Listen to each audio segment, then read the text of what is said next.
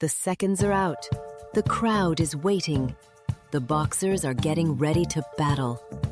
Time for another edition of the Shoulder Roll Virtual Boxing Podcast with your presenter, Greg Rashid.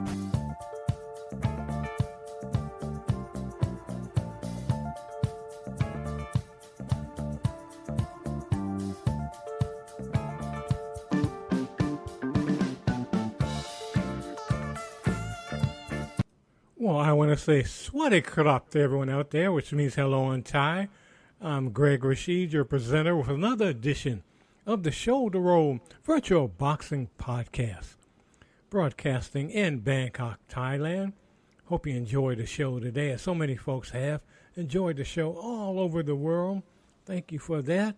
And if you're new to the program, real quickly, I'll tell you that what we do here, we do fantasy fights. We use different computer games, card and dice games, and mix things up and make a simulation of fights of various fighters. Because I know if you listen to the program, you always wonder what would happen if Muhammad Ali had fought Mike Tyson, and what would happen if Tyson Fury fought Rocky Marciano. Well, we do that on the show. It's all about fun. It doesn't mean, the results on here would actually happen, but who knows if we went in a time machine, or cause sometimes we use current fighters as we're going to use today. We're using Legends of Boxing 2, and we're going to have two heavyweights, and they keep talking about these two will be fighting maybe next year. And I'm talking about Deontay Wilder and Anthony Joshua. So we're going to get to it right now with our commentator, the one and only Knockout Nigel. Cheers. This is Knockout Nigel, your humble commentator, reporting live from a roaring Wembley Stadium, where the atmosphere is absolutely electric. The bell rings, and the heavyweight clash of the decade is underway. Anthony Joshua, the British powerhouse, starts cautiously, flicking out his jab to keep Deontay Wilder at bay. Wilder, the American knockout artist, stalks forward with that menacing right hand coiled like a viper. Both men are tense, knowing one mistake could end the fight early. Joshua lands a sharp 1-2, but Wilder eats it and fires back with a wild right that just grazes Joshua's temple. The crowd gasps. Wilder's power is already a looming threat. Midway through the round, Joshua begins finding his rhythm, working the body with thudding hooks while Wilder circles, looking for an opening. Then, disaster for Joshua. Out of nowhere, Wilder detonates a straight right hand down the pipe, and Joshua's legs buckle. He crashes to the canvas, and Wembley falls silent in shock. Joshua rolls onto his side, blinking hard as the referee begins the count. At 9, he rises, but his legs are unsteady. Wilder pounces, swinging for the fences, but Joshua clinches desperately, surviving the onslaught. The bell saves him, but Wilder's message is clear. This fight could end at any moment. Joshua's corner frantically works on him between rounds, urging him to stay composed. As the second round begins, he's more measured, keeping his guard high and moving laterally to avoid Wilder's bombs. Wilder, smelling blood, presses forward, feinting with his lead hand before launching a monstrous right hand that Joshua just barely slips. Joshua responds with a stiff jab, trying to re-establish control, but Wilder's confidence is soaring. The crowd roars as Joshua lands a solid left hook to the body, momentarily halting Wilder's advance. Then, another seismic moment. Wilder ducks under a lazy Joshua jab and crushes him with a vicious right uppercut that lifts the Brit off his feet. Joshua collapses onto his back, his eyes glazed, as the referee starts the count. Wembley is in utter disbelief. Joshua is down again. At 7, Joshua stirs, rolling onto his knees. At 9, he holds himself up, but his legs are rubbery, his senses scrambled. Wilder lunges in for the kill, but Joshua somehow ties him up, smothering the attack until the bell. The crowd erupts. Joshua is surviving, but barely. Miraculously, Joshua comes out for the third round with renewed determination. His jab is sharper now, snapping Wilder's head back as he reasserts himself. Wilder, perhaps expecting an easy finish, is caught off guard as Joshua digs a brutal left hook into his ribs, forcing the American to take a step back. The tide is shifting. Joshua is fighting with fire, his combinations flowing smoothly. A crisp right hand clips Wilder's chin, and for the first time, Wilder looks uncomfortable. The British fans are on their feet, sensing a comeback. Wilder tries to reset, but Joshua is in full control now, cutting off the ring and landing thudding body shots. A thunderous straight right from Joshua rocks Wilder, who stumbles into the ropes. The crowd explodes as Joshua swarms in, unleashing a barrage of hooks. Wilder covers up, weathering the storm, but his legs betray him. He's hurt. Joshua smells blood and goes for the finish, but Wilder, ever dangerous, fires back a desperate right hand that keeps Joshua honest. The bell sounds, and Wilder staggers back to his corner, relieved. Joshua has dominated the round. I am trying to be unbiased, but I do want our hometown legend, AJ, to continue to show his abilities as he did in the fourth. Let me take a sip of home-brew bubbly, as my nerves are racked over Joshua in this war with Wilder. The fourth round begins with Wilder still looking shaky, his movements sluggish. Joshua, sensing his opponent is vulnerable, presses forward with calculated aggression. A piston-like jab from Joshua snaps Wilder's head back repeatedly, setting up a crushing right hand that sends sweat flying from Wilder's brow. Wilder fires back with a wild right that misses, leaving him off balance. Joshua capitalizes with a bone-jarring left hook that sends Wilder reeling into the ropes. The crowd is in a frenzy. Joshua is staggering the bronze bomber. Wilder, in survival mode, grabs and holds, trying to clear the fog. Joshua, patient now, picks his shots, digging brutal hooks into Wilder's midsection. Every punch is sapping Wilder's energy. A sharp uppercut from Joshua snaps Wilder's head up, and for a moment, it looks like the American might go down. But Wilder, showing his heart, fires back with a desperate right hand that grazes Joshua, buying himself a second to recover.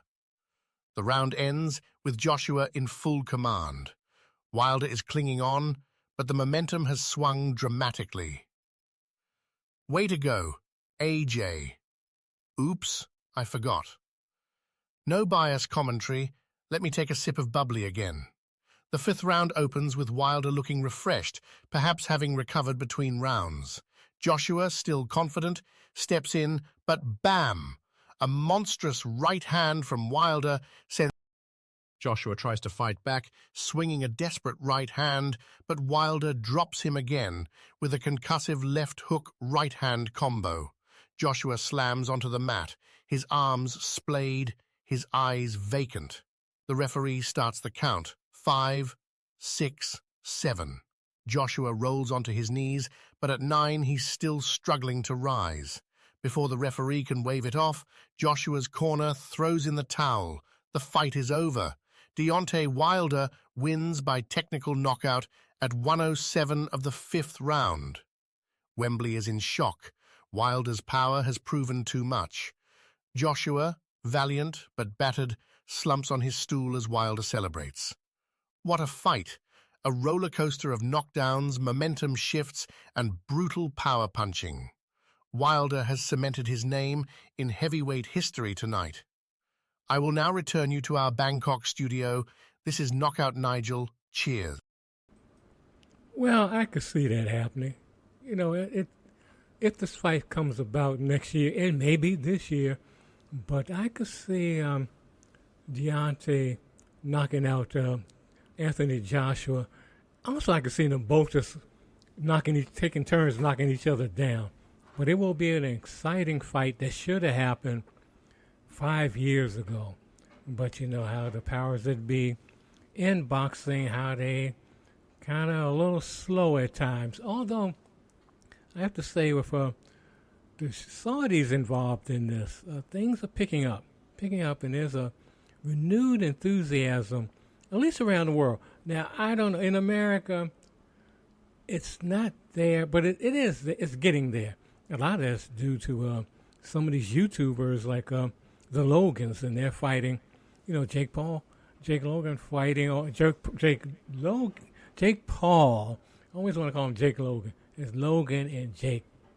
But anyway, they're bringing some enthusiasm to a younger group of folks now getting into boxing. But we have a survey here that Kiki's going to talk about. And yes, our former news presenter, Jessica, she's on an assignment. She's doing a lot of Muay Thai bouts around Asia, but she'll be back.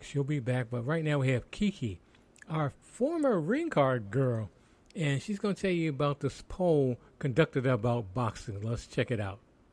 Boxing is Gen Z's fourth most popular sport, behind only football, basketball, and soccer in terms of interest in the United States, according to Two Circle's Future of Sports Fandom research, released today. Through an analysis of anonymized sports fan behavior data and a comprehensive national representative survey, the Future of Sports Fandom is an annual study of how each generation's relationship with sports is developing. The full analysis was released today at an event attended virtually by sports decision-makers across the United States. Significantly, the study found that 1 in 3, 32% sports fans in Gen Z, is an avid boxing fan, compared to 6% of boomer sports fans, and whereas boxing ranks as boomers' 11th favorite sport, it ranks as number 4 for Gen Z. Fight sports counterpart MMA is Gen Z's 6th favorite sport, ranking 12th for boomers. The popularity of boxing is driven by several key factors related to Gen Z behavior, also identified in the study. Firstly, Gen Z is more inclined to follow individual athletes compared to older generations. 33% of Gen Z sports fans following specific athletes versus 25% of boomer fans. Secondly, Gen Z sports fans follow more sports than older generations. 4.7 sports are followed on average, compared to 2.3 for the average boomer sports fan. This means Gen Z's consumption of sports is, on the whole, shallower than older generations, seeing them follow more sports in shorter chunks through a wide range of content types and media platforms. With the fight narrative delivering a regular stream of stories that ladder up to a climatic main event that can be consumed in just a couple of hours of live programming, boxing is appealing for the shallow Gen Z sports fan, inspired and engaged by individual athletes.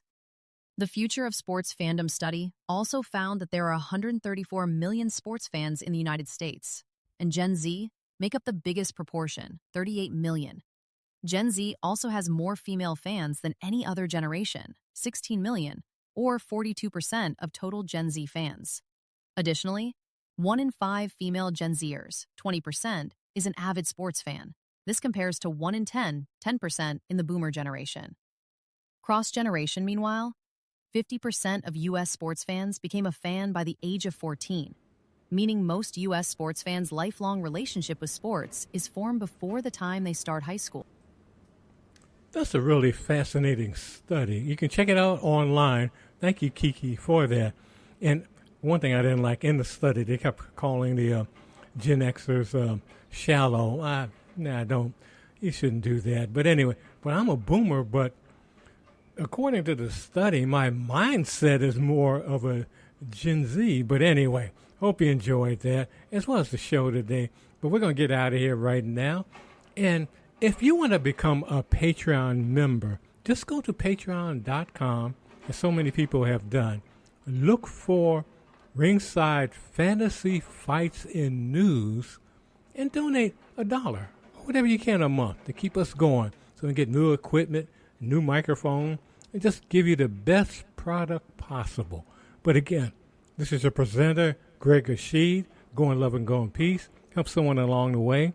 We got a lot of problems in the world, but you can solve them by bringing some positive energy to your community, wherever you are.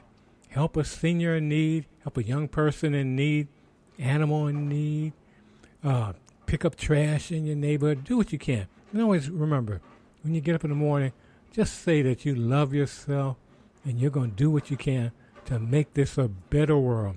We're on this big blue ball together, so let's do what we can to make it a better place. Take care. See you next time. Greg Rashid, go and love her. Go in peace. Thanks for tuning in. Please remember to like, comment, share, and subscribe to this podcast. Please become a member at patreon.com under the title Ringside Fantasy Fights and News. See you next time.